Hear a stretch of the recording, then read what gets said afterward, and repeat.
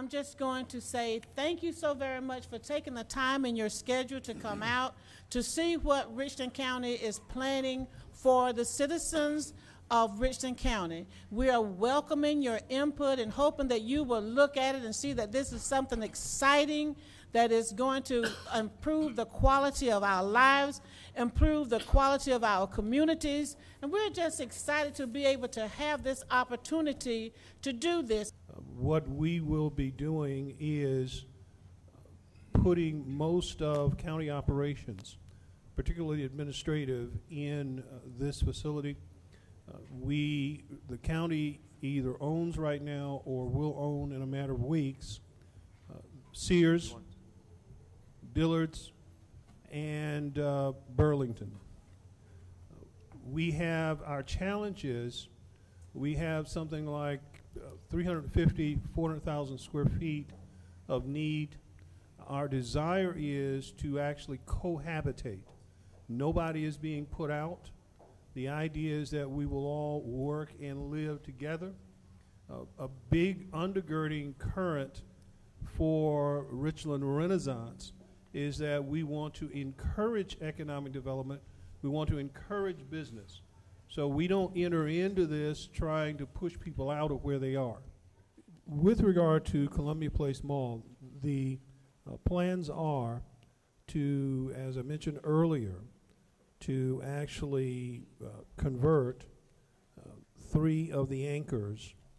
Richland County has a responsibility by state law to provide certain services to state agencies as well as county functions. For example, the health department, probation, pardon, and parole, and others. And so what we will be doing is they will all come out and be a part of and co-locate with us. We also have county facilities that will co-locate.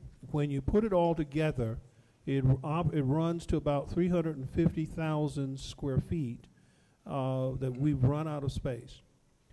In the meantime, where the county is located now, 2020 Hampton, that site, once this site, these 3 anchor buildings are converted for utilization as offices, then 2020 Hampton will be vacated and portions of it will be demolished. Not all of it. Parking will not be demolished. Also, what you know as the council chambers, it is a separate building in and of itself. It was originally put in place for civil defense purposes. And so it will continue to function in that manner, as well as serve as a ceremonial courtroom and also a place for council to do council meetings. One of the things I think has gone overlooked or maybe is misunderstood by the public is how we dreamed this up. We didn't all get together in a room and say, how can we spend $144 million of your money? That's not how this happened. When Mr. Seals arrived, he did some planning sessions with us and found out from us what our visions were of the county. That's true. But one of those, we also looked at practical things like he's talked about, like blighted areas and things. But the big stimulus for all this whole project was the fact that we have a judicial center on Main Street that is absolutely, totally out of date, busting at the seams, and has got to be replaced. We have been trying to replace this building for 10 years and have not known how to do it because we were terrified of the cost. Mr. Seals came up with an incredibly creative idea. One of our problems with relocating that judicial center was the fact that you've got to have a big piece of land. There is no land available in downtown Columbia where the courthouse needs to be. If any of you know where 6 to 10 acres of land is available, then we'll go back and maybe take another look. But it's not available downtown, and the courthouse needs to be downtown. I think every one of you would agree with that. You don't want the Richland County courthouse located, bless my soul, in Blythewood. or Lower Richland. But I mean, the courthouse Oh, needs yes, to be, you the do. courthouse, yeah. The courthouse needs to be downtown, all right? The administrative building doesn't need to be downtown. So we didn't decide, okay, let's go out and buy Columbia Mall and move let's find, that was not the motivation for this project. The motivation was Mr. Seals figured it out. He said, well, you know what? We've got 6 acres of quality land right here on 2020 Hampton Street. And 2020 Hampton Street, although you go in it, you'd say, well, there's nothing wrong with this building. We're having problems with that building. I was in our IT department today, and it looks like a junkyard because they don't have any space. That's where this project came from. So the project did not start with us just thinking how to spend $144 million of your money. And now the other thing I want to say is the $144 million of your money. That money is not going to leave, most of that money is going to stay in Columbia. And it's going to multiply itself with jobs because some of you are going to be building this stuff. Hopefully your local companies are going to be doing all this work. So the $144 million is going to stay right here. And hopefully it will then generate jobs temporarily, and then it will generate more jobs in the future, hopefully from the stimulus that it could create right here in this mall. I was surprised today to come in and find out all these businesses were here. This is going to do nothing but bring back life to all these small businesses in this mall. The other thing about the $144 million, and I won't bore you to death with financial numbers, but those of you who know me, I do numbers, and I do money, and I try my best to look after your money. We're not going to spend $144 million tomorrow. You heard him say this is going to be 4 to 5 years. We have $17 million in cash to go into this project. And that's going to, so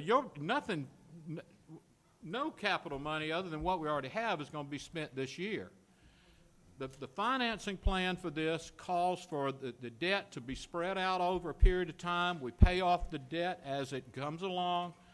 And at the end, yes, we're going to end up with probably at the end with some debt that'll take a little longer term, but it is debt that is manageable according to our financial people, our financial planners, that debt is manageable without a tax increase.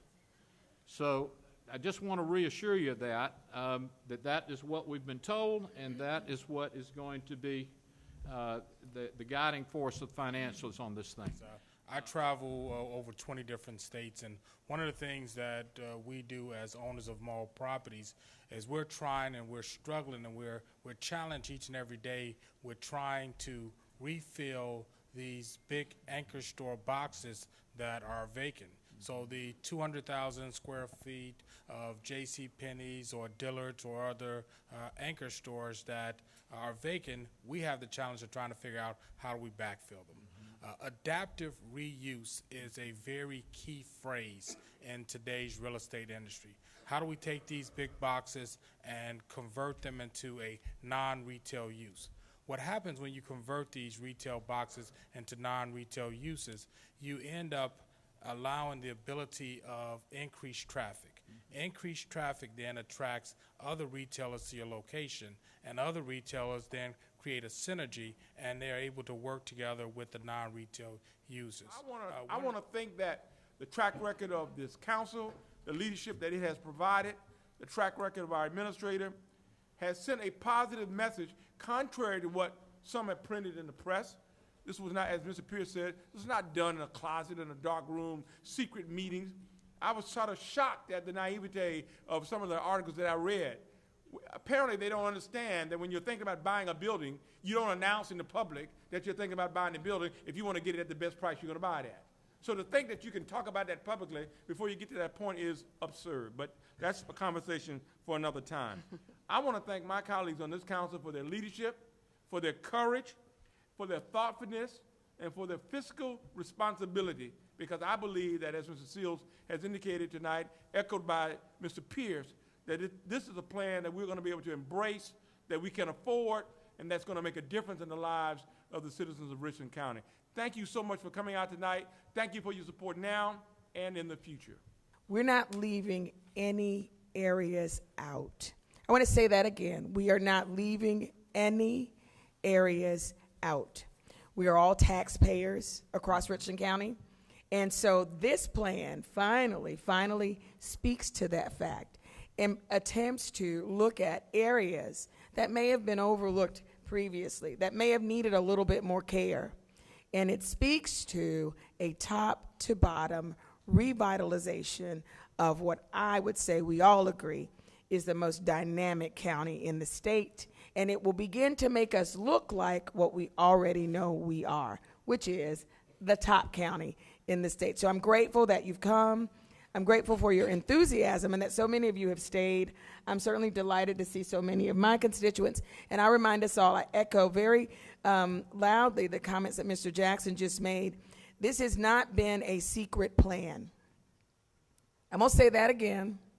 This has not been a secret plan. There's nothing stealth about it. We have obviously been mindful at every step of what is going to be a huge plan, that the biggest pieces of it, the most costly pieces, needed to be negotiated in a way that didn't blow your tax money.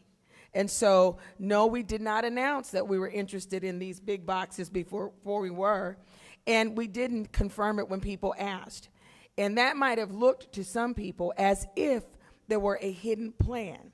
But the whole point was that we were respecting your tax dollars. Because the minute you announce that Richland County is involved, everybody thinks we got all the money in the world.